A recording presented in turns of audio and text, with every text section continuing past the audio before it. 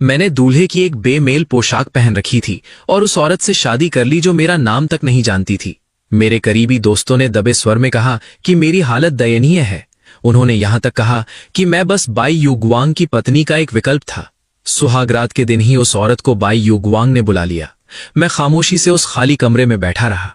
वो अक्सर बाई युगवांग से मिलने के लिए विदेश जाती रहती थी। मैंने उसकी खातिर हमेशा खुद को पीछे रखा और कभी उससे कोई सवाल नहीं किया, तब तक जब तक कि उसका बाई युगवांग से तलाक नहीं हो गया। उस रात मैंने अनजाने में उस आदमी को शर्माते हुए उससे ये पूछते सुन लिया, मैं वापस आ गया हूं, क्या तुम अभी भी मुझसे शादी करोगी? क्लेयर ने पल भर की खामोशी के बाद दृढ़ता से उत्तर दिया, हाँ। उसी पल मुझे एहसास हो गया कि अब मुझे क्लेयर के पति का ये रुतबा वापस लौटा देना चाहिए। अगले दिन मैंने उसे तलाक का एग्रीमेंट दे दिया। उसने उसे पढ़ा तक नहीं। उसने बाई युगवांग से बात करते करते ही उस पर हस्ताक्षर कर दिए। उसने मेरी एक ना सुनी और जल्दबाजी में वहां से चली गई। मैंने उस औरत की पीठ को देखा और मेरे दिल में खुद के लिए नफरत की एक लहर दौड़ गई। मैं जानना चाहता था कि जब उसे सच्चाई का पता चलेगा तो उसके चेहरे के भाव कैसे होंगे। तलाक का सर्टिफिकेट मिलने में आधे महीने से ज्यादा का वक्त लग गया। इस दौरान मैंने अपना सारा सामान पैक कर लिया और अपने भाई को अलविदा कह दिया। तभी अचानक क्लेयर मुझे लेने आ गई। वापस लौटते समय वो काफी देर तक खामोश रही। अंततः उसे कुछ याद आया और उसने मेरी तरफ मुड़कर देखा। लूकस, आधा महीना पहले तुमने मुझसे किस दस्तावेज पर हस्ताक्षर करवाए थे? मुझे बहुत समय बाद ये पूछने का ख्याल आया। ये सच था। वो इस पूरे समय रायन के ही आसपास मंडरा रही थी। भला उसे इन छोटी छोटी बातों की परवाह कैसे हो सकती थी? मैंने अपने ख्यालों को समेटा और उसे जवाब देना चाहा। तभी क्लेयर का फोन फिर से बज उठा। क्लेयर, मैं नशे में हूं, मेरे सिर में दर्द हो रहा है, क्या तुम मुझे लेने आ सकती हो? क्लेयर के चेहरे के भाव गंभीर हो गए।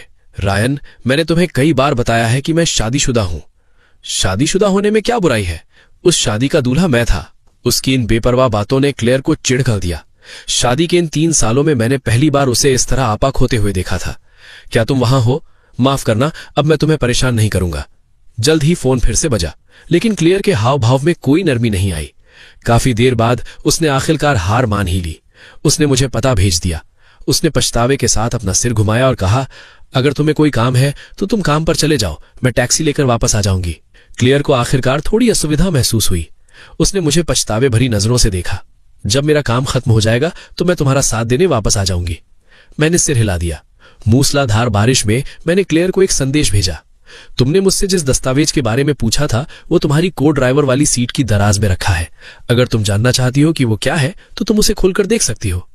आधे घंटे बाद मैं घर पहुंच गया। क्लेयर ने आखिरकार जवाब दिया, कोई जरूरत नहीं, बस मुझे हस्ताक्षर करने दो, ये मेरे लिए नुकसानदेह नहीं है। इसका मतलब यही था कि उसने उसे नहीं पढ़ा।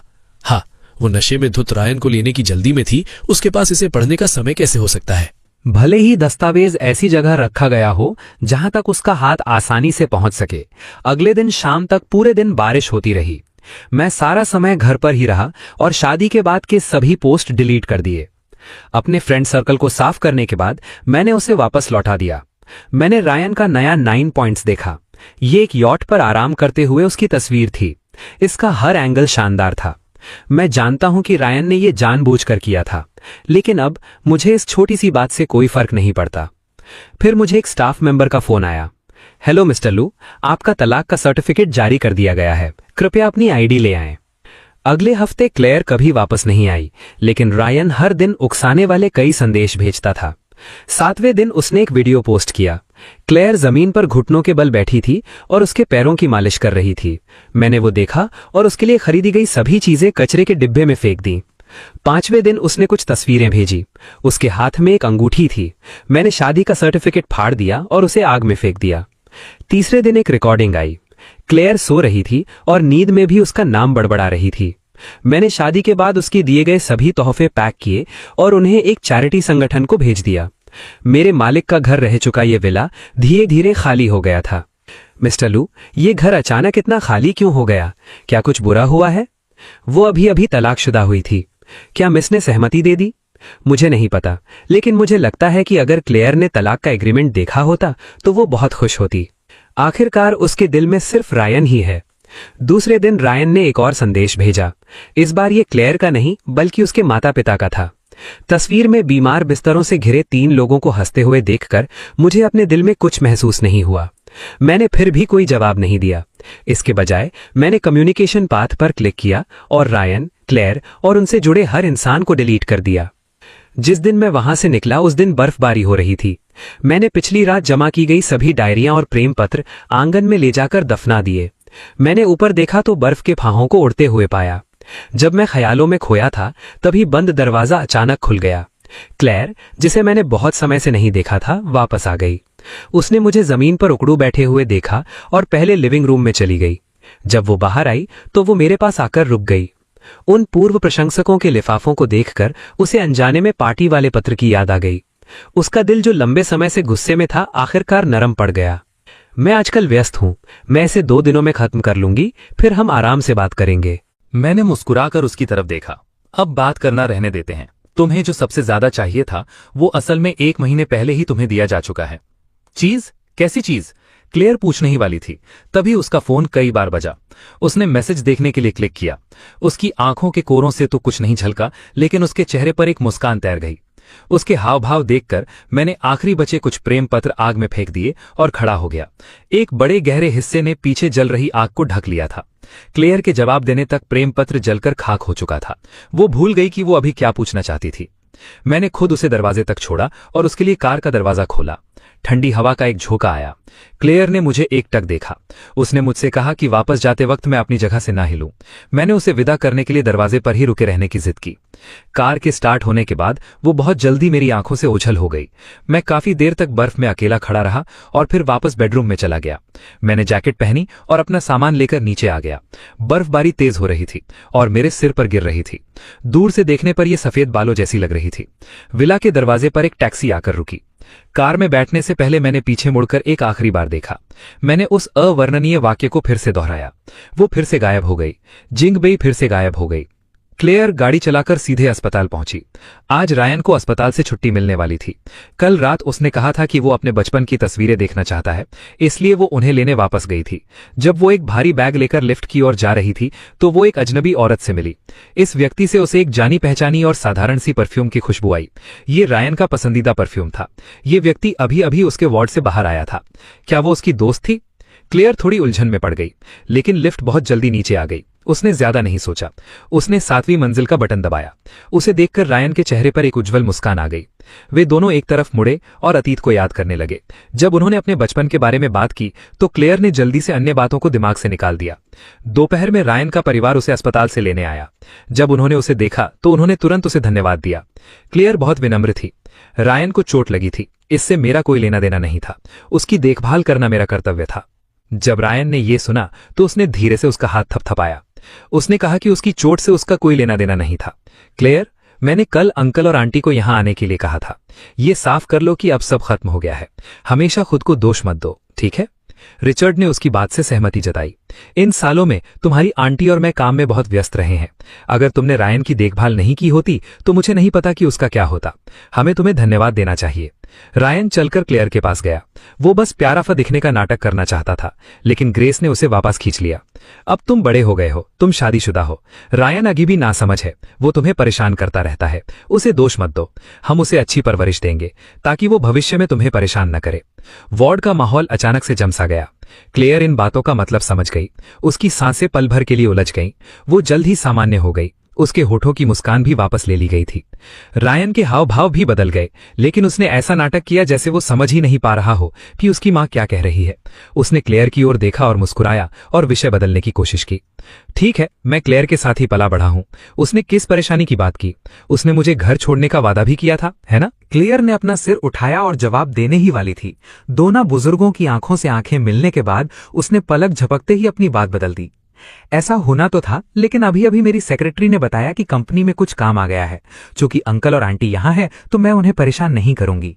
ये कहने के बाद वो वहां नहीं रुकी। वो मुड़ी और वार्ड से बाहर निकल गई। ग्रेस ने उसे रोका। उसने उसे किताब थमाई। क्लेयर, रायन को अतीत में तुम्हारे साथ किए गए बर्ताव के लिए खेद है, लेकिन वो उस समय छोटा था। उसे नहीं पता था कि सच्चा कैसे होना है। महान बनना मुश्किल है, इसे दिल पर मत लेना।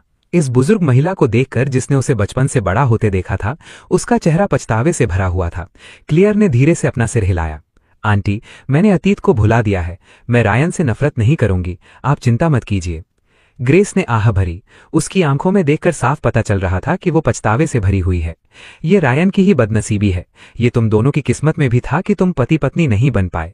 मैंने तुम्हारी माँ से सुना है कि जिससे तुमने बाद में शादी की वो बहुत आज्ञाकारी और समझदार है। उसका तुम्हारे साथ अच्छा रिश्ता है। तुम्हें उसकी कदर करनी चाहिए।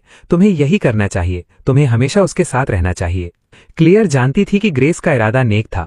वो ये भी समझती थी कि वो और रायन पहले ही उस शादी पर एक दूसरे से अलग हो चुके थे। किसी और से शादी करने की उसकी शर्त अब खत्म हो चुकी थी। इन 3 सालों में उसने भी अतीत को भुलाने और मेरे साथ एक अच्छा जीवन जीने की कोशिश की थी, लेकिन आखिरकार उसने 18 सालों तक किसी से प्यार किया था।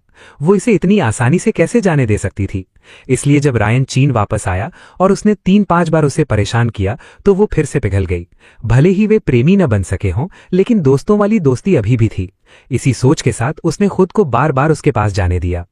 हर बार जब रायन रोता और कहता कि वो उससे प्यार करता है तो उसका दिल पसीज जाता था, लेकिन वो पल कमल के पत्तों पर पड़ी पानी की बूंदों की तरह थे। जल्द ही उनका कोई नामो निशान नहीं रहा। जब तक उसने ये सब नहीं सुना, वो जैसे किसी पुकार से धीरे धीरे जाग उठी। उसे याद आया कि कैसे क्लेयर को वो अलग सुबह दूर से देखा करता था। क्लेयर का दिल भराया। उसने ग्रेस के सामने गहरी श्रद्धा से सिर झुकाया। उसकी आवाज बेहद सच्ची थी। मुझे ये बताने के लिए आपका धन्यवाद। मैं समझ गई। अस्पताल से निकलने के बाद क्लेयर अपने होम टाउन वापस चली गई। सोफिया ने उसे स्टडी रूम में बुलाया। उनका लहजा कुछ अजीब और गंभीर था। जब तुम्हारी नई नई शादी हुई थी, मुझे लगा कि लूकस का पारिवारिक बैकग्राउंड तुम्हारे लिए काफी नहीं है, इसलिए उसे लेकर मेरे कुछ अपने विचार थे। लेकिन इन 3 सालों में मैंने देखा कि वो तुम्हारी कितनी परवाह करता है। उसने तुम्हारा बहुत अच्छे से ख्याल रखा। उसने हमारा भी बहुत अच्छे से ख्याल रखा। मैंने भी धीरे धीरे उन विचारों को अपने मन से निकाल दिया। अब तुम छोटी नहीं रही। अब मैं और कुछ नहीं कहना चाहती। जो बीत गया सो बीत गया। बातों को मन में मत रखो। तुम्हारी पसंद अच्छी है। तुमने एक अच्छा पति चुना है। अब समय आ गया है कि तुम स्थिर हो जाओ और अपनी जिंदगी अच्छे से जियो। शादी प्यार की तरह नहीं है, ये दलिये के कटोरे की तरह है। ये लंबे समय तक चलने वाली चीज है। शादी से पहले तुम्हारा और लूकस का कोई भावनात्मक आधार नहीं था और तुम बहुत छोटी थी। तुम्हें समय रहते बहुत सी बातों को साफ कर लेना चाहिए था ताकि तुम्हारे मन में गलत फहमियां न जमा हो। क्या तुम समझ रही हो? क्लेयर को उम्मीद नहीं थी कि उसकी माँ, जो हमेशा कम ही चीनी बोलती थी, उसे ये पारिवारिक रहस्य बताएगी, लेकिन वह जानती थी कि उसकी माँ जो कह रही है वह सही है। उसने विनम्रता से सिर झुकाया। आप सही कह रही हैं। मुझे पता है कि मुझे क्या करना है। क्लेयर ने खुशी से सिर हिलाया और एक डिब्बा निकाला। ये वो जेड का पेंडेंट है जो तुम्हारी दादी ने मुझे मेरी शादी पर दिया था। तुम इसे लूकस के पास ले जा सकती हो।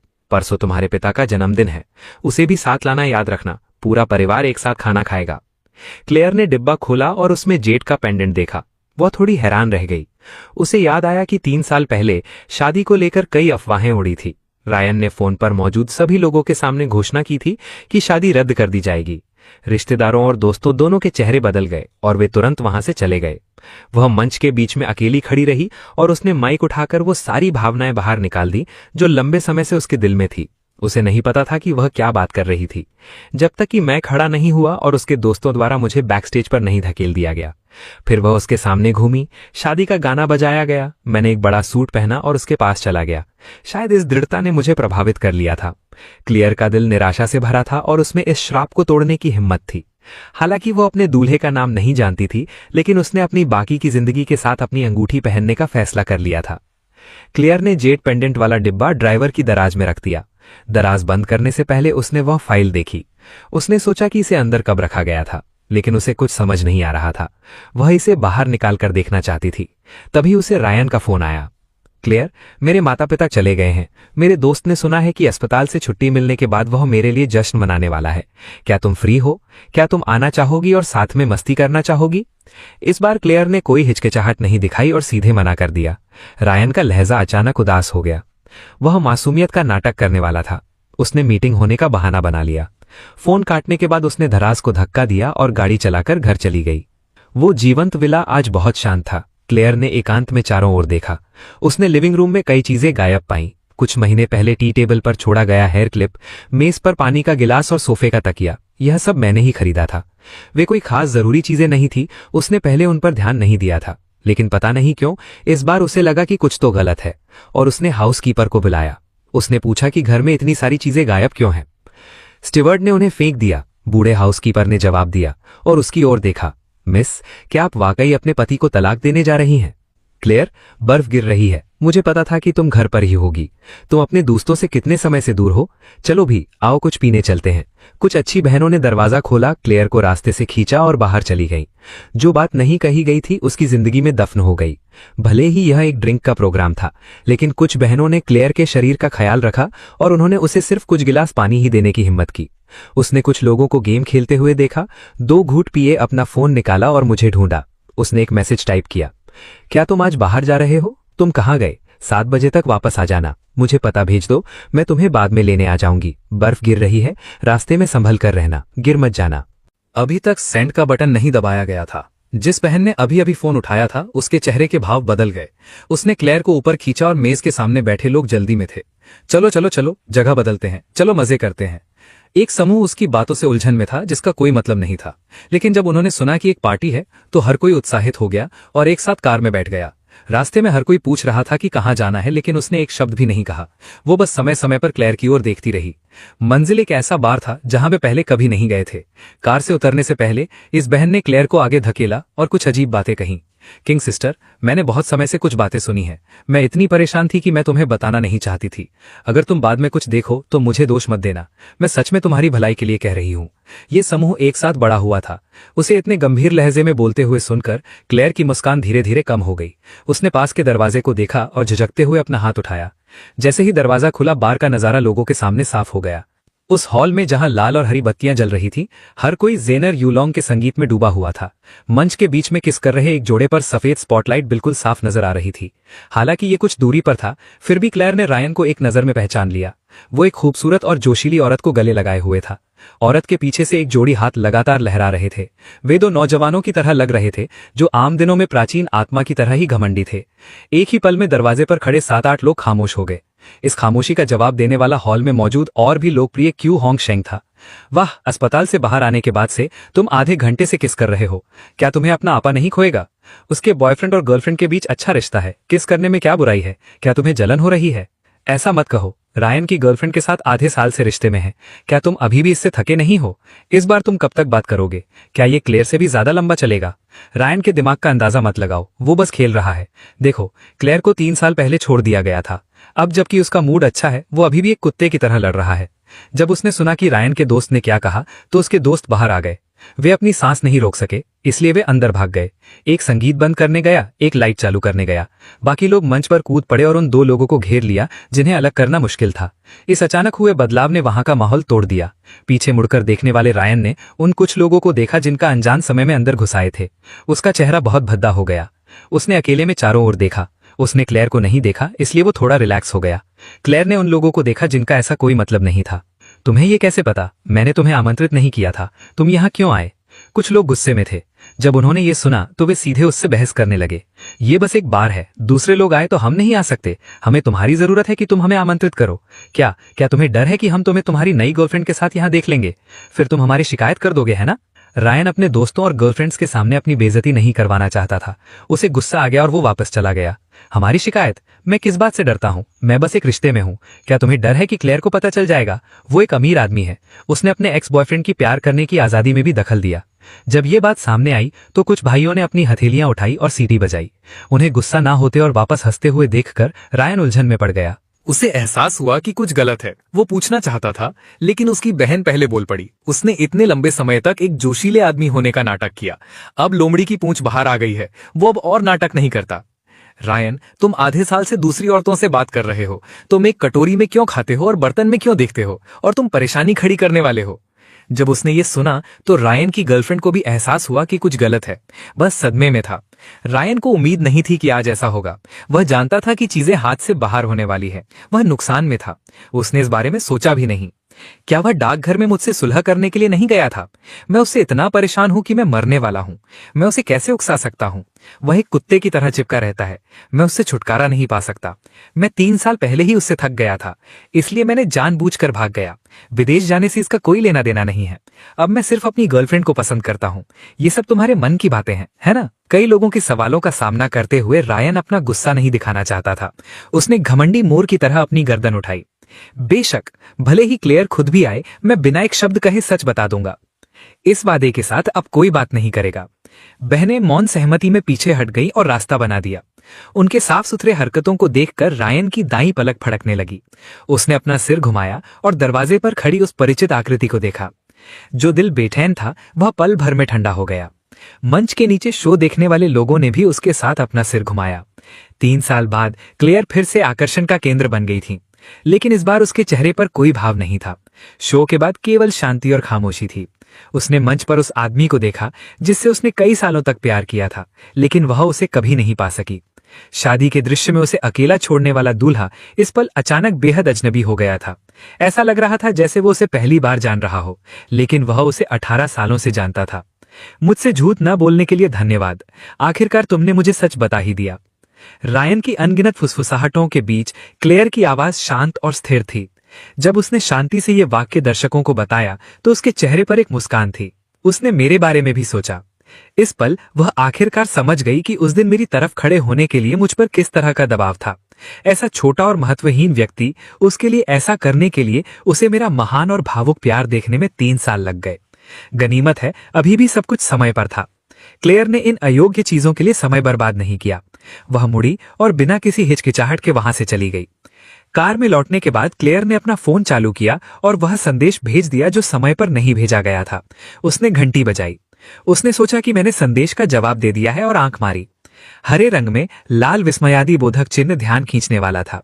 उसने संकेत को वेरीफाई करने के लिए अपने दोस्तों की ओर देखा। वह समझ नहीं पाई। उसने कुछ और संदेश भेजे। वह अभी भी ब्लैकलिस्ट होने की स्थिति में थी।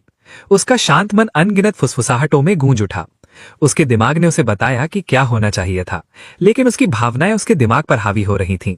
उसने उसे शांत करने के लिए अन्य कारणों का उपयोग करने की कोशिश की। आज सुबह मैंने उसे पहले की तरह बाहर भेजा। उसका चेहरा सामान्य लग रहा था। उसने मुझे अलविदा कहते हुए हाथ हिलाया। शायद ये सिर्फ एक गलती थी। क्लेयर ने अपने दिमाग को बनाने की बहुत कोशिश की, लेकिन वह भाग गई। कार की गति ने उसके घबराए हुए दिल को धोखा दे दिया। वह 10 लाल बत्तियां पार कर गई और अंधेरा होने से पहले घर पहुंच गई। जब वह घर से निकली तो कुछ भी अलग नहीं था। वह अभी भी शांत थी। वह पहले की तरह शांत नहीं थी। उसने देखा कि रसोई की लाइट जली थी। उसे लगा कि मैं अंदर सूप उबाल रहा हूं और वह सीधे अंदर चली गई। सूप वास्तव में चूल्हे पर उबल रहा था, लेकिन नैनी आग देख रही थी। जब नैनी ने उसे देखा तो वह उसके सामने झुक गई। उसने उसे एक कटोरी सूप डाला। क्लेयर ने नहीं पिया। उसने बस एक घूंट लिया। गरम सूप का स्वाद वैसा नहीं था जैसी उसे आदत थी। क्लेयर ने भौए सिकोड़ी, क्या तुमने सूप नहीं बनाया? नैनी ने घबराकर माफी मांगी। माफ कीजिए मिस, उनके जाने से पहले उन्होंने मुझे सिखाया था कि सूप कैसे बनाते हैं, लेकिन मुझे याद नहीं रहा। कृपया एक पल प्रतीक्षा करें, मैं तुरंत आपके लिए एक नया सूप बना दूंगी। इस बात में क्लेयर ने केवल 4 शब्द सुने। उनके जाने से पहले। उसका दिल तेजी से धड़क रहा था। वो एक अंधेरी झील में गिर गई। तुम कब गए? आज सुबह। आपके जाने के बाद living room, bedroom, study room और बाथरूम, घर के हर कोने की क्लेयर ने तलाशी ली, लेकिन मेरा कोई नामो निशान नहीं था। बूढ़ा हाउसकीपर मेरे पास आया और उसे घबराते हुए देखा। अंत में वो अपने दिल का सवाल पूछ ही सका, मिस, आपने अपने पति के साथ तलाक के लिए सहमति क्यों दी? तलाक? इन 2 शब्दों को सुनने के बाद क्लेयर को केवल चक्कर महसूस हुआ। उसने कभी मुझे इस बारे में बात करते नहीं सुना था। सभी को क्यों लगा कि वो तलाक लेने वाला है? वो सोचती रही कि इस दौरान क्या हुआ था और कुछ सुराग खोजने की कोशिश करने लगी। मैंने आज सुबह जो कहा उसका कोई मतलब नहीं है। तुम्हें जो सबसे ज्यादा चाहिए वो वही है जो मैंने तुम्हें 1 महीने पहले दिया था। जब उसे ये याद आया तो क्लेयर और भी ज्यादा घबरा गई। उसने अपनी सेक्रेटरी से यह पता लगाने के लिए कहा कि मैं कहाँ हूं और व्यक्तिगत रूप से मुझसे मिलने के लिए निकल पड़ी। वो उस पुराने घर में गई जहां मैं शादी से पहले रहता था, लेकिन वहां सिर्फ बंद खिड़की ही दिखाई दी। आसपास के पड़ोसियों ने उसे बताया कि मैं कल वापस आया था और बहुत सारा सामान खो दिया था, जैसे कि मैं बहुत दूर जाने वाला हूं। अगले ही पल उसकी सेक्रेटरी ने एक संदेश भेजा, मिस्टर लैंग, मुझे पता चला है कि आधा महीने पहले उन्होंने सैन फ्रांसिस्को के लिए एक फ्लाइट टिकट खरीदा था। वो आज सुबह निकल रहे हैं। वो अब तक पहुंच चुके होंगे। तो बात यह थी कि मैं आगे नहीं बढ़ना चाहता था, बल्कि मैंने विदेश जाने का फैसला किया था। इस बात का एहसास होने पर क्लेयर के दिल में सिहरन दौड़ गई। उसे समझ नहीं आ रहा था कि अचानक उसके मन में तलाक का विचार क्यों आया और वो बिना किसी संकेत के चला गया। क्या मैंने हमेशा यही उम्मीद नहीं की थी कि मैं उसका पति बनूं और उसके साथ खड़ा रहूं? उसकी सेक्रेटरी द्वारा अमेरिका के लिए फ्लाइट टिकट बुक करने के बाद क्लेयर कार में वापस आ गई। उसने गाड़ी नहीं चलाई। वो कुर्सी के पिछले हिस्से पर झुक गई और ब्लैक लिस्टेड चैट को देखती रही। वो अपने होश खो चुकी थी। फोन चार्ज न करने के 1 दिन बाद लो पावर की चेतावनी आ गई। उसने दराज खोली और चार्जिंग केबल निकालना चाहा। वो उस दस्तावेज को देखना चाहती थी। इस बार उसने आखिरकार वो दस्तावेज खोल लिया जिसे 1 महीने से रखा गया था। तलाक के अग्रीमेंट के 4 शब्दों को एक नजर में देखने के बाद क्लेयर के हाथ अनियंत्रित रूप से कांप रहे थे, लेकिन वो शांत रही और रात दर रात उसे पलटती रही। आखिरी पन्ने तक उसने उस पर अपने हस्ताक्षर देखे। वो स्तब्ध रह गई। तलाक के अग्रीमेंट पर उसके हस्ताक्षर क्यों थे? उसे इस पर हस्ताक्षर करने की कोई याद क्यों नहीं थी? क्लेयर का दिमाग तेज चल रहा था। उसने उन सभी विवरणों को जोड़ने की कोशिश की जिन्हें उसने अनदेखा कर दिया था। वो मैं था जिसने अग्रीमेंट पर हस्ताक्षर किए थे, और मैंने केवल एक बार उसे 1 महीने पहले की शाम को हस्ताक्षर करने के लिए कहा था। मैंने कहा था कि मैं उसे एक तोहफा दूंगा। उसके पास इसे देखने का समय नहीं था। हस्ताक्षर करने के बाद वो चली गई थी। मैंने अग्रीमेंट उसकी कार में छोड़ दिया था और कई बार उसे चेक करने की याद दिलाई थी। ये अग्रीमेंट 1 महीने से लागू था, लेकिन उसने इसे कभी नहीं खोला। ये खाली पन्ना था। क्लेयर के हाथों में ये था। उस पल उसे आखिरकार समझ में आ गया कि मैं क्यों चला गया। जब विमान जिउजिनशान में उतरा तो दोपहर हो चुकी थी। मैं एयरपोर्ट के गेट के बाहर अपनी लंबे समय से बिछड़ी हुई शिक्षिका विक्टोरिया से मिला। जब मैं 4th कक्षा में था, मेरी शिक्षिका के जाने के बाद मैंने अपना खुद का व्यवसाय शुरू किया। 3 साल की कड़ी मेहनत के बाद मैं आखिरकार गुइगू में बस गया। मुझे उनकी ओर से आधिकारिक रूप से जॉब का ऑफर मिला था, इसलिए मैंने विदेश जाने का फैसला किया। वो अपने शुरुआती 30वें दशक की एक उत्कृष्ट महिला थी और उन्होंने स्कूल में अपना नाम कमाया था। अब चूंकि वो समाज में नहीं है, उनके पास और कोई सहारा नहीं है। जैसे ही उन्होंने मुझे देखा, उन्होंने मुझसे हाथ मिलाया। लूकस, बहुत समय बाद मिले।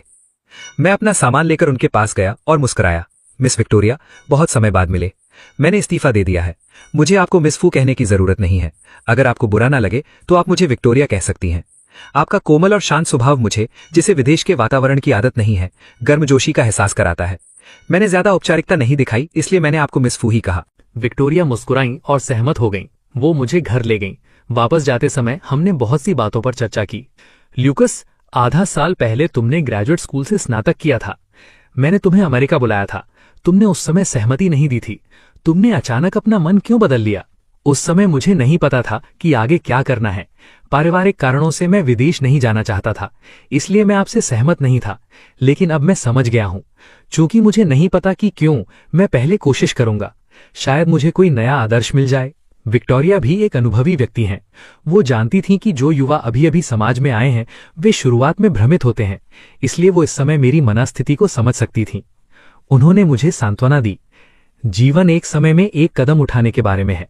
देखो, मैं कॉलेज नहीं गई और कई सालों तक एक शिक्षिका बन गई। इसलिए मैंने पाया कि मैं हाथी दांत की मीनार में रहने लायक नहीं हूं। इसलिए मैंने बाहर आने और दुनिया देखने का फैसला किया। तुम्हारी उम्र क्या है?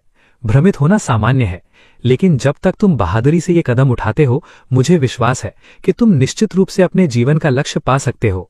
विक्टोरिया को एक जीवित उदाहरण के रूप में देखकर मुझे बहुत शांति महसूस हुई, जैसे मैंने कोई सुकून की गोली खा ली हो।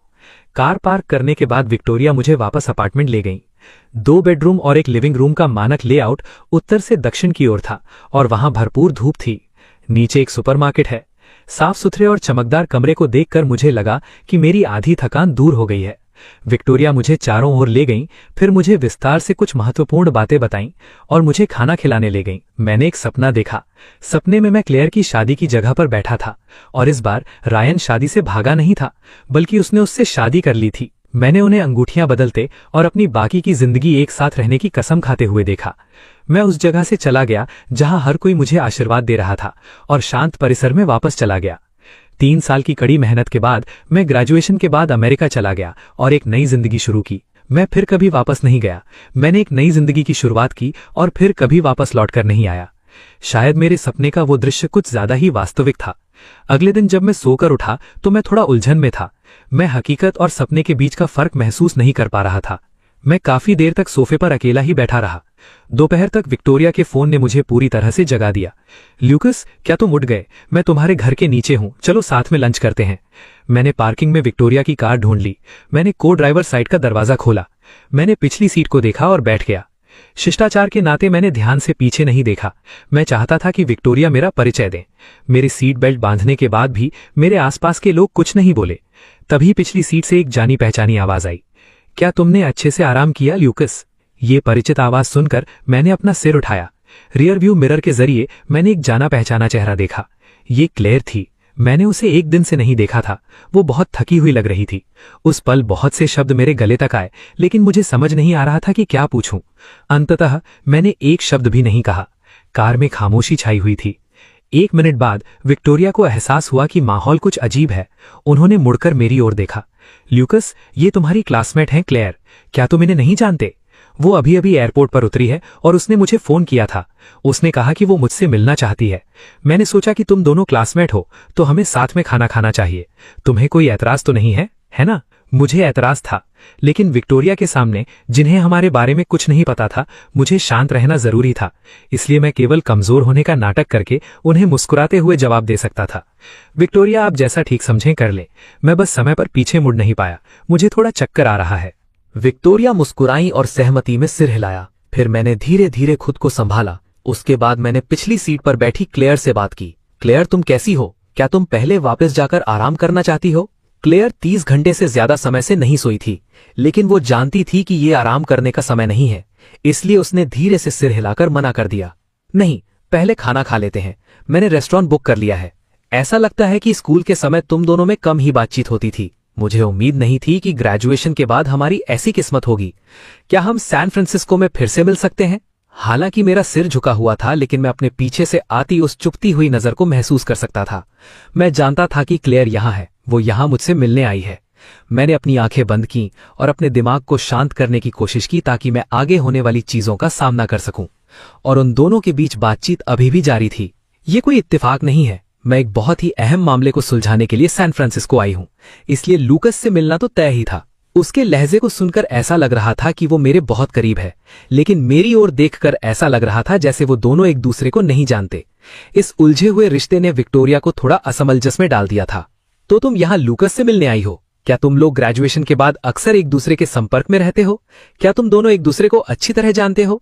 आमतौर पर मैंने उसके बोलने से पहले ही इस सवाल का जवाब दे दिया। जब मैंने ये दो शब्द सुने तो क्लेयर की आंखों में एक अजीब सी गहराई थी। मैं थोड़ा उलझन में था।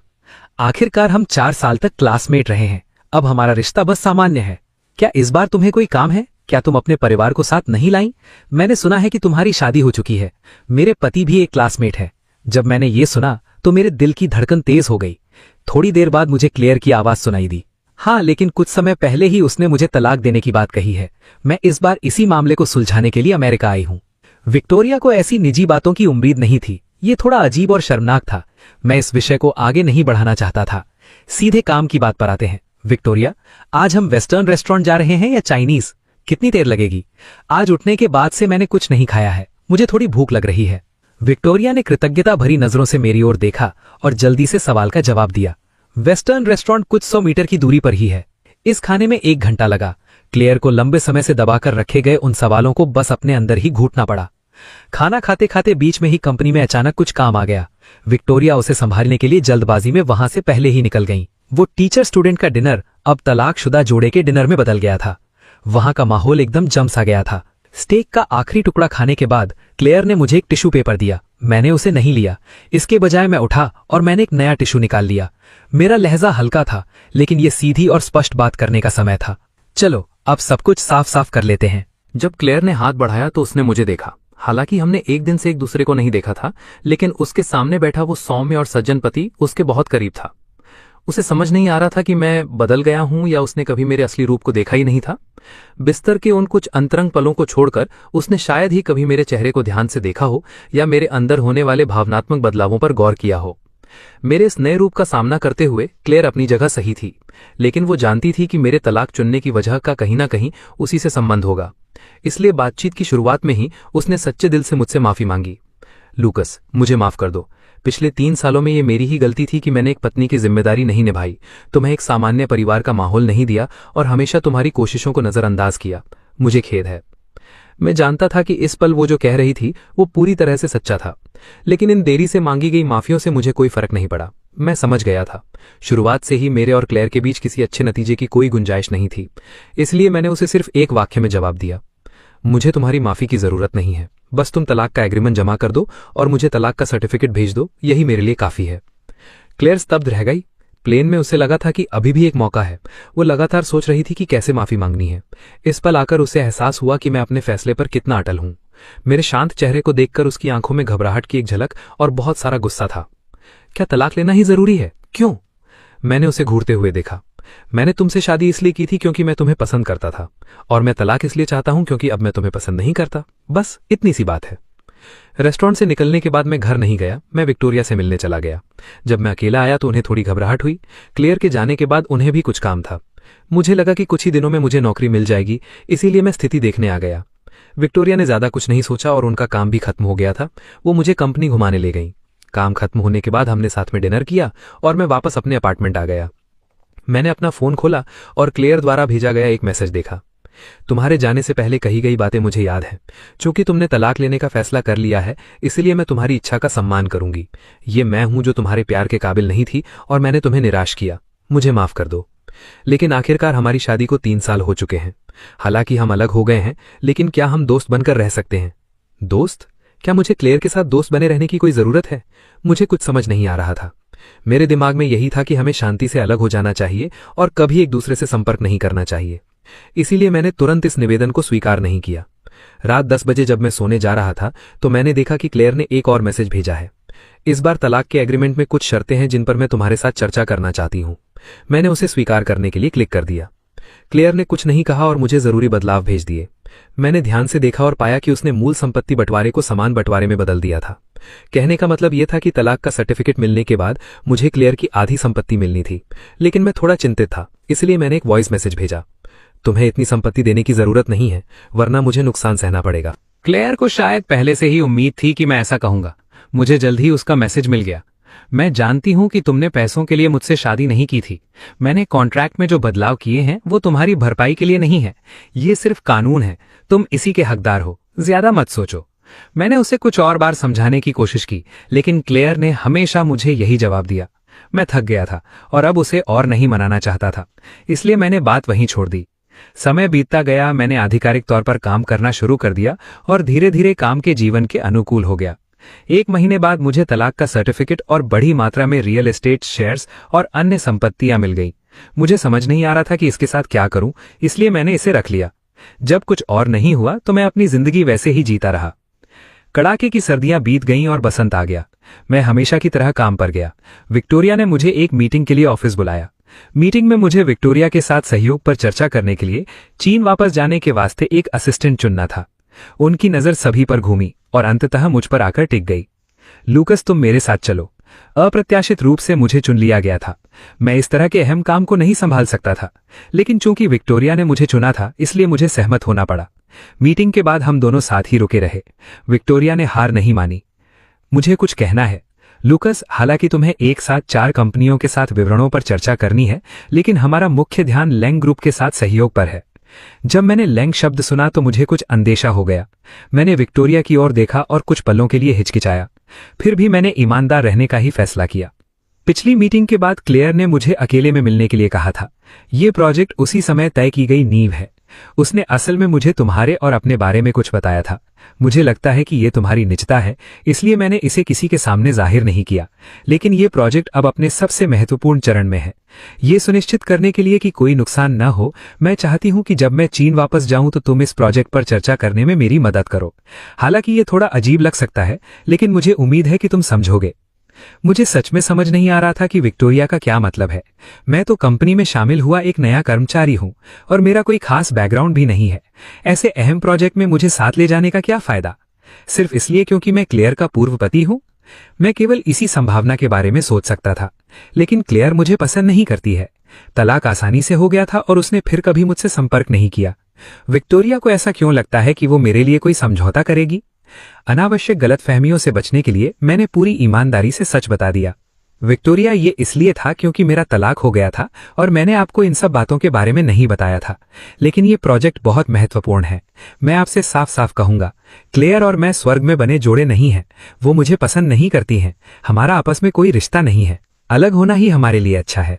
जहां तक मुझे पता है, हालांकि वो बहुत स्नेही है, लेकिन वो अपने उसूलों पर अडिग रहेगी। अगर आपको लगता है कि मुझे सहयोग पर चर्चा करने के लिए ले जाने से सफलता मिलने की संभावना है, तो मुझे शायद आपकी उम्मीदों पर पानी फेरना पड़ेगा। दूसरे पक्ष की ओर से इस शादी के बारे में सुनकर विक्टोरिया को बस अजीब लगा। उन्होंने मुझे बैठने के लिए कहा और एक सवाल पूछा, क्या तुम्हें यकीन है कि क्लेयर के मन में तुम्हारे लिए कोई भावनाएं नहीं है? मैंने तुरंत हाँ में सिर हिला दिया। मेरे आत्मविश्वास से भरे भावों को देखकर विक्टोरिया ये सोचने से खुद को नहीं रोक पाई कि क्लेयर ने जिऊ जिनशान छोड़ने से पहले क्या कहा था। मिस विक्टोरिया विक्टोरिया, लूकस और मैं असल में पति पत्नी हैं। अगर सटीक तरीके से कहूँ तो अभी हमारा तलाक हो चुका है। मैं इस शादी में अच्छी साबित नहीं हुई। वो मुझसे बहुत निराश था, इसलिए उसने तलाक की बात रखी। लूकस का रवैया बहुत दृढ़ है। मैं नहीं चाहती कि वो किसी परेशानी में पड़े, इसलिए मैं मान गई। लेकिन मैं व्यक्तिगत रूप से इस रिश्ते को बचाना चाहती हूँ। मुझे शांत होने और इस बारे में सोचने के लिए बस थोड़ा समय चाहिए। लूकस निश्चित रूप से मेरे साथ वापस नहीं जाना चाहता। क्या आप कुछ समय के लिए उसका ख्याल रख सकती हैं? अपना आभार व्यक्त करने के लिए मैं आपके साथ इस सहयोग के मुद्दे पर चर्चा करने को तैयार हूँ। हालांकि काफी समय बीत चुका था। विक्टोरिया को अभी भी क्लेयर का वो उदास चेहरा और बेहद सच्चा लहजा याद था। लेकिन चूंकि क्लेयर ने कहा था कि उसके और मेरे बीच समस्या है,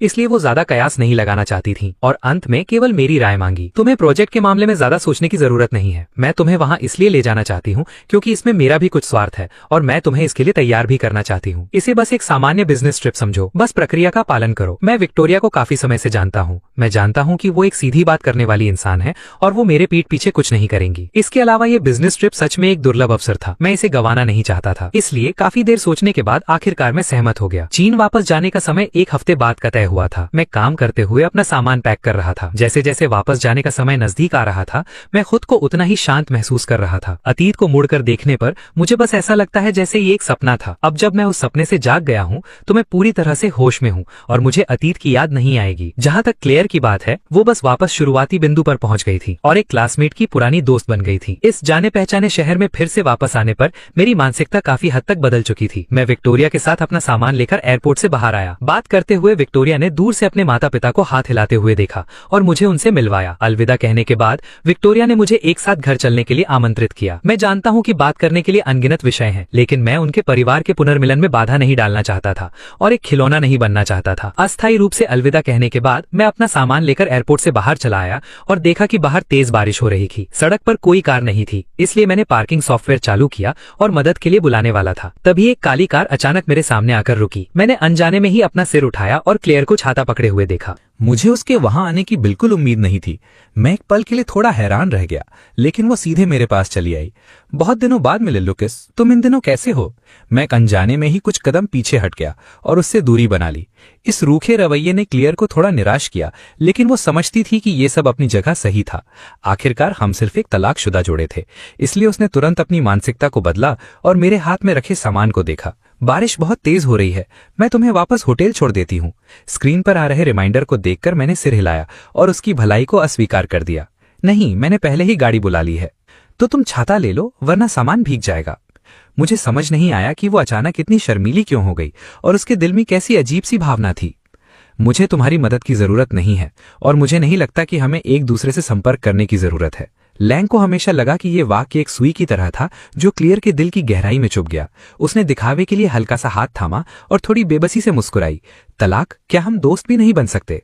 मैंने अपना फोन वापस अपनी जेब में रखा और अपने बैग से एक छाता निकाला और अपनी और आती कार को देखा। तलाक से पहले हम बस साधारण क्लासमेट थे। तलाक के बाद चलो उसी समय में वापस चलते हैं। तुम और मैं एक ही दुनिया से नहीं है, इसलिए दोस्त बनने की कोई जरूरत नहीं है। मेरा हर एक वाक्य बिना किसी स्नेह या लगाव के था। अब क्लियर की बारी थी। उसने ड्राइवर को मेरा सामान डिग्गी में रखते देखा, मुझे कार का दरवाजा खोलते देखा, मुझे छाता उठाते देखा और उसे बस यही महसूस हुआ कि कुछ ऐसा है जो उससे दूर और दूर होता जा रहा है। वो खुद को रोक नहीं पाई और बंद होने वाले कार के दरवाजे को खींच लिया।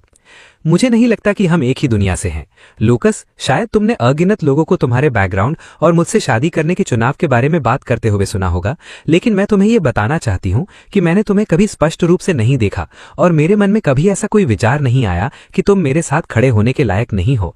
तुमने बस अपने पास मौजूद हर चीज को स्वीकार किया और बहादुरी से उस चीज का पीछा किया जिसे तुम पसंद करते थे। तुम्हें खुद को कमतर आंकने की जरूरत नहीं है। मुझे अकेले रहते हुए लगभग 10 साल हो चुके हैं। ये पहली बार था जब मैंने किसी को ऐसा कहते हुए सुना था। मैंने अपना सिर घुमाया और उसकी ओर देखा। मेरे होठों पर एक हल्की सी मुस्कान थी। तुम्हारे मुंह से ऐसा सुनना दुर्लभ है। धन्यवाद। होटल में अपना सामान रखने के बाद बारिश रुक गई थी। मैं अपना बैग लेकर रेस्टोरेंट पहुंचा और ईथन से मिला। हम दोनों भाइयों ने एक दूसरे को गले लगाया और एक दूसरे की तरक्की के बारे में बात की। जब ईथन ने सुना कि मुझे क्लियर की आधी संपत्ति मिली है तो उसका मुंह इतना खुला का खुला रह गया कि वो एक प्लेट निगल सकता था। उसने मेरे कंधे पकड़े और खुशी से चिल्लाया, मेरा भाई अब अमीर आदमी बन गया है। मैं अब तुम्हारा पैर पकड़ रहा हूं। अपनी बाकी की जिंदगी की चिंता मत करो। मैंने उसका मुंह बंद किया और उसे कमरे में ले गया। जब आसपास कोई नहीं था तो ईथन ने नीचे देखा और मुझसे पूछा कि क्या पैसा अकाउंट में आ गया है। उसने कहा कि वो अकाउंट में है, लेकिन उसने उसे खर्च करने की हिम्मत नहीं की। ऐसा लग रहा था जैसे उसे वापस ले लिया जाएगा। ईथन ने मेरा हाथ पकड़ा, उसे खोला और कहा कि चूंकि क्लेयर इतनी उदार है तो तुम इसे रख क्यों नहीं लेते? तुमने उसे तुमसे शादी करने के लिए मजबूर तो नहीं किया था? ईथन ने मेरी तरफ देखा, अपनी चिंताएं एक तरफ रखी और मेन्यू उठा लिया। उसने इसे वेटर को दिया और मेरे लिए सबसे महंगा एओ लॉन्ग मंगवाया। वो बहुत संतुष्ट था और दिखावा कर रहा था। मैंने उसे थम्स अप किया और उसे चढ़ाना चाहा। मुझे नहीं पता कि क्या मिस्टर ईथन में मुझसे शादी करने का आत्मविश्वास है। खाना खाने के बाद ईथन बहुत संतुष्ट था। मैंने उसका संतुष्ट चेहरा देखा और बिल चुकाने के लिए वेटर को बुलाया। अचानक पीछे से एक अजीब सी आवाज आई, क्या ये ल्यूकस नहीं है? हमने ऊपर देखा और लोगों का एक समूह देखा। उनमें से ज्यादातर ए लेवल के क्लासमेट्स थे जो रायन को हमारे पास आने के लिए उकसा रहे थे। जब मैंने उन्हें देखा तो ईथन में मेरे कान में फुसफुसाया, ल्यूकस, तुम्हारे विदेश जाने के अगले ही दिन रायन कई लड़कियों के साथ पकड़ा गया था और ये एक बहुत बड़ा मुद्दा बन गया था। क्योंकि इसमें बहुत सारे लोग शामिल थे, इसलिए ये चर्चा का विषय बन गया था। मैंने सुना है कि यह बात क्लेयर की बहनों ने फैलाई थी। तब से उसकी बदनामी हो गई है। वो इसे बर्दाश्त नहीं कर सका और सुलह के लिए क्लेयर के पास गया था, लेकिन उन्होंने उससे बिल्कुल भी भाव नहीं दिया। तुमने उसका वो मासूम सा चेहरा नहीं देखा था। मैं तो हंस हंस कर पागल हो गया था। रायन, जो अचानक हमारे मेज के पास आ गया था, ने हमने उसके बारे में बात करते हुए सुन लिया। उसका चेहरा काला पड़ गया। उसने गुस्से में मेरी ओर देखा। उसके लहजे में गुस्सा साफ झलक रहा था। ल्यूकस, क्या तुम विदेश नहीं गए थे? तुम वापस क्यों आ गए? इससे तुम्हारा कोई मतलब नहीं है। तुम्हें किस बात का इतना घमंड है? ये मत सोचना कि तुम वापस आ गए हो तो तुम्हें क्लेयर के पास वापस जाने का मौका मिल जाएगा। उसने पहले भी तुम्हें गंभीरता से नहीं लिया था और अब भी नहीं लेगी। मुझे समझ नहीं आ रहा था कि वो मेरे प्रति इतना दुश्मन जैसा व्यवहार क्यों कर रहा था। मेरा क्लेयर से तलाक हो चुका है, लेकिन मैं उनसे बहस नहीं करना चाहता था। बिल चुकाने के बाद मैं ईथन को लेकर वहां से निकल गया। मेरी इस हरकत ने रायन को और भी ज्यादा गुस्सा दिला दिया। उसने मेरा रास्ता रोक लिया। तुमने मेरी शादी छीन ली और क्लेयर की आधी संपत्ति हड़प ली। तुम बस एक पागल इंसान हो। तुमने मेरे सामने दिखावा क्यों किया? अगर तुम्हें पैसे मिल भी गए तो उसका क्या फायदा? गरीबी की उस बदबू को देखो जिसे तुम छिपा नहीं पा रहे हो। मुझ पर मत हंसो। ईथन जो गुस्से में था मुझ पर हंसा। ईथन जो गुस्से में था उनसे बहस करना चाहता था। मैंने उसे खींच लिया। मैंने रायन को शांति से देखा। पैसे क्लेयर ने दिए थे, बिल्कुल उन अफवाहों की तरह जो तुमने फैलाई थी। मुझे परवाह नहीं थी कि रायन कैसा दिख रहा था। मैंने ईथन को लिया और वहां से चला गया। रायन गुस्से में था। उसने वहां से गुजर रहे एक वेटर को धक्का दे दिया। गर्म सूप पलट गया। जब वो मुझ पर और ईथन पर गिरने ही वाला था तभी क्लेयर वहां आ गई। उसने हम दोनों को धक्का देकर दूर कर दिया। सूप से उसका बायां हाथ जल गया। उसकी त्वचा जल गई थी। उस पर अनगिनत छाले पड़ गए थे। रायन को उम्मीद नहीं थी कि क्लेयर वहां आ जाएगी। वो घबरा गया। क्लेयर ने रेस्टोरेंट के मालिक को दांत पीसने पर मजबूर कर दिया और उसकी ओर देखा। उसकी आंखें बर्फ से भी ज्यादा ठंडी थी। अंकल और आंटी की खातिर मैंने कभी परवाह नहीं की कि तुमने क्या किया, लेकिन अगर तुम नहीं सुधरोगे तो मुझे तुम्हें सबक सिखाने में कोई हर्ज नहीं है। रायन ने सफाई देने की कोशिश की, लेकिन क्लेयर ने उसे कोई मौका नहीं दिया। वो हम दोनों को लेकर वहां से चली गई। जब रात में ठंडी हवा चली तो मैं पूरी तरह से होश में आ गया। मैंने उसके हाथ पर घाव देखा। मैंने उसकी जेब से कार की चाबी निकाली और जल्दबाजी में अस्पताल पहुंचा। डॉक्टर इतने बड़े घाव को देखकर हैरान रह गया। लियान मांग ने इसका इलाज करने के लिए नर्स को बुलाया। काफी देर हो चुकी थी। ईथन को कल काम पर जाना था। मैंने उसे काफी देर तक समझाकर वापस भेज दिया। इमरजेंसी रूम में सिर्फ हम दोनों ही थे। मैंने मुड़कर क्लेयर को देखा, 2 टिश्यू निकाले और उसके माथे से पसीना पोंछा। उसने अपना सिर उठाया, अपराध बोध के साथ मेरी ओर देखा और मुझे ढांढस बंधाया। मेरी वजह से ही वो तुमसे नफरत करता है। मुझे तुमसे माफी मांगनी चाहिए। मुझे पता था कि इस स्थिति में सही और गलत के बीच का फर्क समझना बेमानी है, इसलिए मैंने कुछ नहीं कहा। डॉक्टर के पर्चे के अनुसार मैं दवाई लेने चला गया। जब मैं वापस आया तो घाव का इलाज हो चुका था। डॉक्टर ने हमें जाने देने से पहले बहुत सी सलाहें दी। मैंने कार चलाकर क्लेयर को घर छोड़ा। मैं फिर से उस विला में वापस आ गया था। लिविंग रूम का लेआउट पहले से अलग था। मैं थोड़ा उलझन में था। हाउसकीपर ने मुझे वापस आते देखा। वो बहुत खुश हुआ। वो बार बार कह रहा था, सर, आप आखिरकार वापस आ गए। जब आप दूर थे तो मैडम आपका इंतजार कर रही थीं। जब हाउसकीपर ने घायल क्लेयर को देखा तो वो स्तब्ध रह गया। मैडम, आपको चोट कैसे लगी? मैंने ऐसा दिखावा किया जैसे मैंने हाउसकीपर की बात नहीं सुनी और अपने हाथ में पकड़ी दवा उसे पकड़ा दी। मैंने फिर से डॉक्टर के पर्चे पर जोर दिया। मैं मुड़ा और वहां से चला गया। क्लेयर ने अपने दिल में बस एक खालीपन महसूस किया। वो मुझे रुकने के लिए कहना चाहती थी, लेकिन शब्द उसके मुंह में ही अटक गए। क्लेयर के हाव भाव इतने बचकाने थे कि हाउसकीपर सब कुछ समझ गया। वो मेरे पीछे दौड़ा और मुझ पर चिल्लाया। उसने वो सारी बातें कह दी जो वो पूरी नहीं कर पाया था। सर, चूंकि आप वापस आ गए हैं तो अब मत जाइए। पिछले 3 महीनों से मैडम आपके कमरे में फूलों को निहारती रहती हैं। आप ही वो शख्स हैं जिसके वो रात में सपने देखती हैं।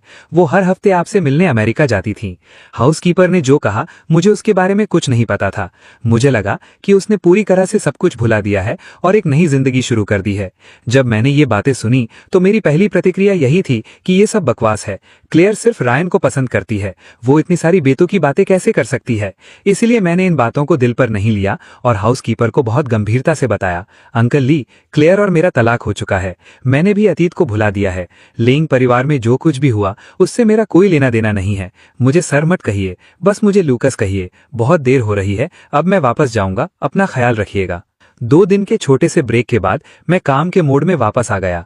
मैंने सहयोग के विवरण पर चर्चा करने के लिए विक्टोरिया का अनुसरण किया और इससे बहुत कुछ सीखा। प्रोजेक्ट की प्रगति भी बहुत सुचारू रूप से चल रही थी। सब कुछ आराम से हो गया। जब लेंग ग्रुप के साथ चर्चा हो रही थी तो क्लेयर खुद वहां नहीं आई और उसने सिर्फ वाइस प्रेसिडेंट को भेजा था। मैंने थोड़ी राहत की सांस ली और पहले से तैयार किया गया कॉन्ट्रैक्ट जमा कर दिया। शर्तों को देखने के बाद दूसरे पक्ष ने सहयोग करने का एक सकारात्मक इरादा दिखाया, लेकिन एक शर्त भी रख दी। कॉन्ट्रैक्ट की अवधि के भीतर दोनों पक्षों के बीच संचार के लिए जिम्मेदार कोऑर्डिनेटर के रूप में लेंग ग्रुप ने मुझे चुना। विक्टोरिया ने तुरंत अंदाजा लगा लिया कि इसके पीछे क्लेयर का ही हाथ होगा। वो इस सहयोग का इस्तेमाल करके मुझे अपने पास रखना चाहती थी। इस बारे में सोचने के बाद विक्टोरिया ने फिर भी मुझसे मेरी राय पूछने का फैसला किया। इसलिए लेंग ग्रुप से निकलने के बाद हमने बातचीत करने के लिए कैफे ढूंढा। हालांकि लूकस, ये थोड़ा अजीब हो सकता है, लेकिन अगर तुम्हें ठीक लगे तो क्या तुम मुझे क्लेयर के साथ अपनी शादी के बारे में बता सकते हो? मैं कुछ देर के लिए शांत रहा, लेकिन अंत में मैंने पूरी कहानी बता दी। इसे सुनने के बाद विक्टोरिया काफी देर तक इस ख्याल से बाहर नहीं आ सकी। उन्हें समझ नहीं आ रहा था कि क्या कहें। इस पल कोई भी शब्द कमजोर पड़ गया था। केबिन में बस खामोशी छाई हुई थी। उनके उदास और पछतावे भरे भावों को देखकर मैं धीरे से मुस्कुराया। ये सहना बहुत मुश्किल था। विक्टोरिया दीदी, मैं जानता हूं कि आपको चिंता है। आप इस प्रोजेक्ट को जीतना चाहती हैं, लेकिन आप नहीं चाहती कि मुझे कोई दुख पहुंचे। मैंने आपको इन पुरानी बातों के बारे में इसलिए बताया ताकि आपको ये बता सकूं कि मैं इन सबसे पूरी तरह बाहर आ चुका हूं। उनका अनुरोध चाहे जो भी हो, मेरी नजर में मैं इसे केवल एक काम के रूप में ही लूंगा जिसे मैं गंभीरता के साथ खत्म करना चाहता हूं। हालांकि मेरे पास कोई अनुभव नहीं है, लेकिन जब तक आपको मेरी जरूरत है, टीम को मेरी जरूरत है, मैं इसे पूरा करने और सभी की उम्मीदों पर खरा उतरने की पूरी कोशिश करूंगा। मेरा ये सच्चा वादा सुनकर विक्टोरिया की आंखें भर आईं। 1000 शब्द भी उनका आभार व्यक्त नहीं कर सकते थे। अंत में हमने एक टोस्ट के साथ इसका जश्न मनाया। अप्रैल के अंत में विक्टोरिया ने 4 हस्ताक्षरित कॉन्ट्रैक्ट लिए और सैन फ्रांसिस्को वापस उड़ान भरने के लिए तैयार थीं। मैं उन्हें अलविदा कहने के लिए एयरपोर्ट गया था। कुछ दूरी पर दिखाई दे रही उस आकृति को देखकर विक्टोरिया खुद को पूछने से नहीं रोक पाई। उन्होंने अब उसके इरादे को स्पष्ट रूप से देख लिया था। क्या तुम सच में उसे एक और मौका देने की योजना नहीं बना रहे हो? मैं जानता हूं कि विक्टोरिया दयालु हैं। वो चाहती हैं कि मैं खुश रहूं, लेकिन केवल मैं ही समझ सकता हूं कि इस सब से बाहर निकलने से पहले मेरे लिए ये कितना मुश्किल था। इसलिए मैंने केवल एक ही वाक्य में जवाब दिया, विक्टोरिया दीदी, हमें आगे बढ़ना ही होगा। मैंने सुविधा के लिए सबसे ऊपरी तल मंजिल पर एक अपार्टमेंट किराए पर लिया था। अगले दिन वो सड़क के पार वाले घर में रहने आ गई। वो क्लेयर थी। जिंगबई के इस महीने में मैं अक्सर उससे अलग अलग जगहों पर मिलता था, सुपरमार्केट में, हॉटपॉट रेस्टोरेंट में, पार्क में। मैं जानता था कि वो मेरा पीछा कर रही थी। जब हम कभी कभी मिलते थे तो हम साधारण दोस्तों की तरह बात करते थे। बाकी समय वो हमेशा एक परछाई की तरह पीछे पीछे चलती रहती थी। पड़ोसी बनने के बाद मिलने के मौके बढ़ रहे थे। क्लेयर के चेहरे की मुस्कान और भी ज्यादा खिलती जा रही थी। कभी कभी वो मुझे साथ में डिनर करने के लिए आमंत्रित करती थी। मैं हमेशा मना करने का कोई न कोई बहाना ढूंढ ही लेता था। हर बार जब मैं सॉरी कहता था तो उसकी आंखें नम हो जाती थी। मुझे लगा कि अब अगली बार ऐसा नहीं होगा, लेकिन अगले दिन वो फिर से मेरे पास आती थी और मुझे हेलो कहती थी। मुझे वो दिन याद आ गए जब मैं कॉलेज में रायन के साथ था। मुझे डर था कि वो नाराज हो जाएगा और इन अच्छी चीजों का आनंद नहीं ले पाएगा। मैं बस हर दिन अच्छा समय बिताना चाहता था, बस इतना ही। बसंत से गर्मियां, फिर पतझड़ और शुरुआती सर्दियों तक का समय बीत गया। ये प्रोजेक्ट लगभग 1 साल तक चला और अपने अंतिम चरण में पहुंच गया। कॉन्ट्रैक्ट की समय सीमा इत्तेफाक से मेरे 25वें जन्मदिन पर ही थी। मैंने इस दिन सैन फ्रांसिस्को के लिए फ्लाइट बुक कर ली। मेरे जाने से एक दिन पहले मैंने अपना सामान पैक कर लिया था और खिड़की के बाहर बर्फ गिर रही थी। 12 बजे दरवाजे पर दस्तक हुई। जब मैंने दरवाजा खोला तो मैंने क्लेयर को केक पकड़े हुए देखा। वो मुस्कुरा रही थी और हैप्पी बर्थडे कह रही थी, लेकिन मैं उसकी उदासी को देख सकता था। मैंने केक का एक टुकड़ा खाया और जल्दी से अपना संयम वापस पा लिया और विनम्रता से उसे धन्यवाद दिया। मोमबत्ती जलने के बाद मैंने अपने हाथ जोड़कर एक मन्नत मांगी। जब मैंने अपनी आंखें खोली तो मैंने क्लेयर की आंखों में उम्मीद भरी चमक देखी। पिछले साल की तरह ही बात अचानक रुक गई और माहौल शांत हो गया। काफी देर बाद मैंने क्लेयर को एक अजीब सा सवाल पूछते सुना। लूकस, जब मैं पिछले साल घर से निकली थी तब तुमने क्या कहा था? मैंने उस वक्त ठीक से सुना नहीं था। मुझे याद नहीं आ रहा था। वो यादें जिन्हें पीछे मुड़कर देखना मेरे लिए मुश्किल था, समय के साथ धुंधली हो गई थीं। मुझे सिर्फ वो सुनहरे साल और वो नज़ारे याद हैं जिन्होंने मुझे खुशी का एहसास कराया था। जब नया साल आया तो मुझे उम्मीद थी कि मैं जिन भी लोगों से मिलूंगा और जो कुछ भी होने वाला था वो सब एकदम सही होगा। इसलिए मैंने जवाब के तौर पर 2 वाक्य बनाए। मैं तुम्हारी खुशी की कामना करता हूं और मैं तुम्हारी भलाई की कामना करता हूं। जब मैं सोकर उठा तो खिड़की के बाहर बर्फ गिर रही थी। मैंने देखा कि क्लेयर सड़क के किनारे इंतजार कर रही थी। वो पास आई और मेरा सामान लेना चाहती थी। उसने एक जटिल सा कोट पहना हुआ था जिसका मतलब समझ नहीं आ रहा था। मैंने इस बार उसे मना नहीं किया। मैंने ध्यान दिया कि उसे कुछ और भी कहना था। वो सच में इस बार वापस नहीं आई थी। मैं भी कुछ चीजों पर पूर्ण विराम लगाना चाहता था। कार स्टार्ट हुई और बहुत धीमी गति से चलने लगी। मैं चुपचाप खिड़की के बाहर का नजारा देखता रहा। समय बीतता गया। क्लेयर आखिरकार विदाई के इस शांत माहौल को बर्दाश्त नहीं कर पाई। वो क्या कहना चाहती थी? वो अपने दिल की भावनाओं को दबाकर मुझे अपने पास रुकने के लिए मनाना चाहती थी। लूकस, क्या तुम्हें हमारी शादी का दूसरा क्रिसमस याद है? उस वक्त बहुत तेज बर्फबारी हो रही थी। मेरी माँ की तबीयत ठीक नहीं थी। तुम मुझे प्रार्थना करने के लिए मंदिर लेकर गए थे। जब मैंने प्रार्थना की तो मैंने संकेत के लिए मन्नत मांगी थी। उसमें लिखा था, मैं एक दिल पाना चाहती हूँ। उसकी बातें सुनकर मुझे भी वो अतीत याद आ गया। संकेत मिलने के बाद मास्टर ने हमारी ओर देखा और कुछ अजीब से शब्द कहे थे। अगर तुम जल्दी जाग सको तो तुम हजारों से ऊपर हो गए। मुझे समझ नहीं आया कि उनका क्या मतलब था। मुझे लगा कि मास्टर खुद को बुलाना चाहते थे। काफी समय तक मैं इस बात को लेकर चिंतित रहा था। आखिरकार उस समय क्लेयर सच में उसके साथ रहना चाहती थी। लेकिन अब जब मैं इसके बारे में सोचता हूं तो क्लेयर ही वो थी जिसने पर्ची निकाली थी। वो शब्द मेरे सुनने के लिए नहीं थे और वो इंसान जिसके साथ वो रहना चाहती थी वो मैं नहीं था। ये सोचकर मैं हल्के से हंस पड़ा। मुझे याद नहीं है। क्लेयर कुछ सेकंड के लिए उलझन में पड़ गई और तुरंत एक नया विषय ले आई। उनमें से ज्यादातर हमारी शादी के बाद की रोजमर्रा की छोटी मोटी बातें थीं। मुझे उनमें से कुछ याद भी नहीं थी। उसने ये बात बहुत ही स्पष्ट रूप से कही थी। उसने इन प्यार भरे शब्दों से मेरा दिल पिघलाने की कोशिश की, लेकिन मेरे चेहरे पर कोई भाव नहीं था। मुझे अतीत की कोई याद नहीं आ रही थी और इससे पहले कि मुझे पता चलता कार एयरपोर्ट पहुंच चुकी थी। मैं जाने ही वाला था। क्लेयर ने मुझे पीछे से आवाज दी।